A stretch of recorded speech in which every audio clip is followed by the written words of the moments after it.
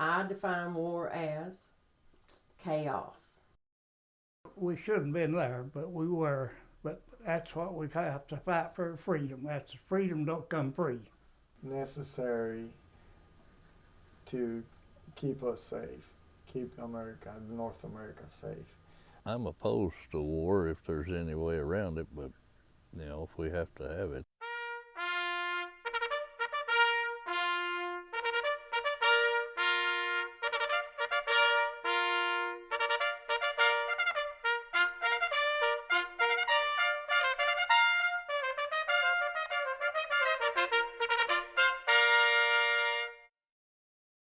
Desert Storm was a quick action, declared war to go in and rescue Kuwait from being overrun and taken over by another country. Well, the war was, it started as just a liberation of Kuwait, and it then quickly turned into the refuge of Iraqis, which they were being killed by their own government. While I was there, I was assigned as a gunner of a M2 Bradley tank, and I was also a team leader and of just about 4 or 5 soldiers. But my main duties were gunner. Yeah, I was responsible for all the weapon system of one tank. It was kind of a way to come to the United States and get out of Puerto Rico and have a structure, I guess, to start a career. One night we were on a battle with other enemy tanks, and one of our tanks in our unit got shot by friendly fire from a helicopter. I can't remember exactly which. I think it might have been a Black Hawk or something like that. They shot Bradley, and we lost like 9 people that night. It was we were sad. I knew one person. I knew fairly good. It wasn't a real close friend, but I knew him. But it was very scary watching that tank burn to the ground, knowing that there were people there, our friends. And I would say, you train yourself for this type of incidents, but when it really, really happens and you see it, the fire, and you're shooting and you're seeing fire coming at you, it's kind of shocking.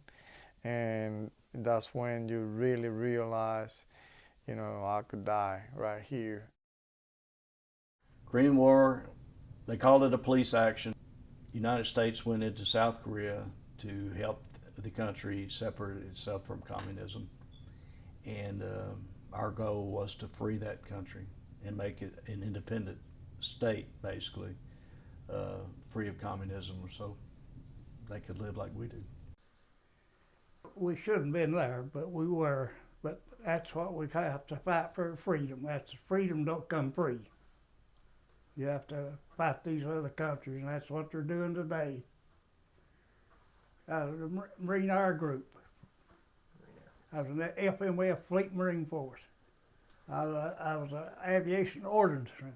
I loaded 50 caliber machine guns, rockets, and bombs on airplanes.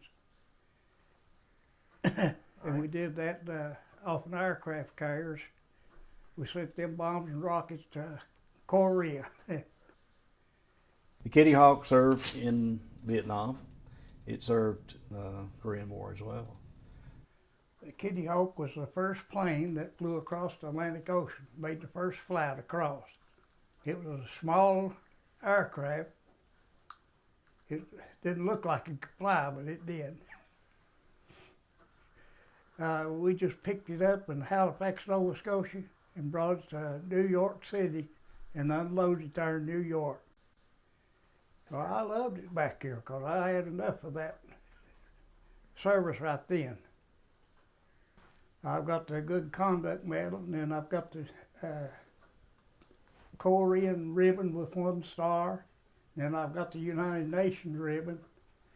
Vietnam basically was the same thing as Korea. Unfortunately, it lasted for 10 years before we pulled out.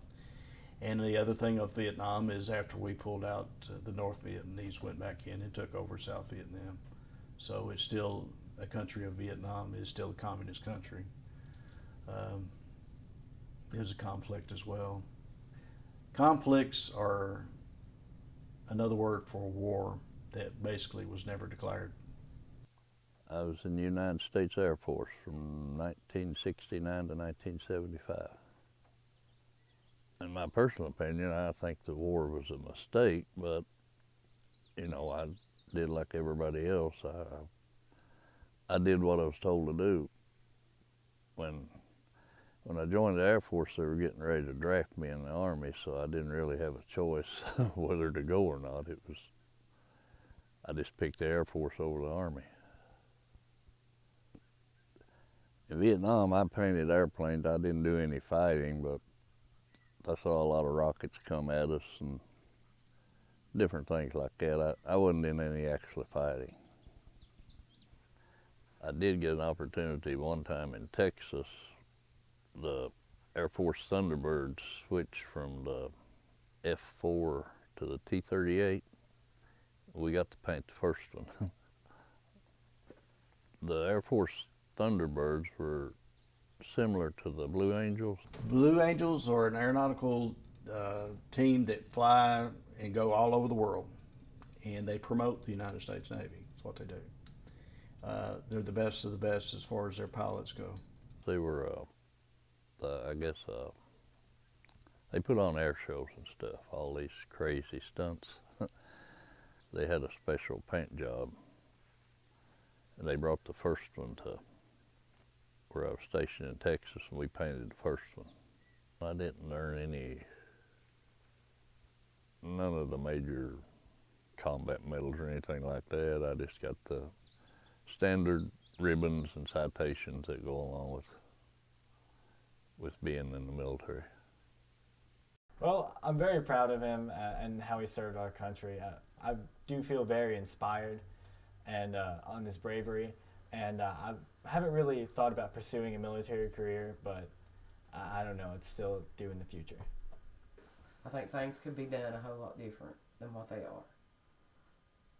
I was lucky none of my brothers were killed in a war, but I had a nephew that came back from Iraq that his life was never the same. He went there a boy and come back somebody different. So I think they're unnecessary. That's children. He was 18 when he went to Iraq. That's a child to me. Send a child to do a man's job is not right. You just don't know what I've seen. I took my nephew to the Veterans Hospital and I listened to him talk and I've seen pictures, and there's no way a child should have to deal with that. No way. And he wouldn't talk to anybody until he said he killed himself. So I see it as unnecessary. It's put my family through so much, and people can think and do and want. That's what war is about, wanting. Who has the most, how they can get the most. That's what war is about. It's unnecessary. Children shooting children is not right.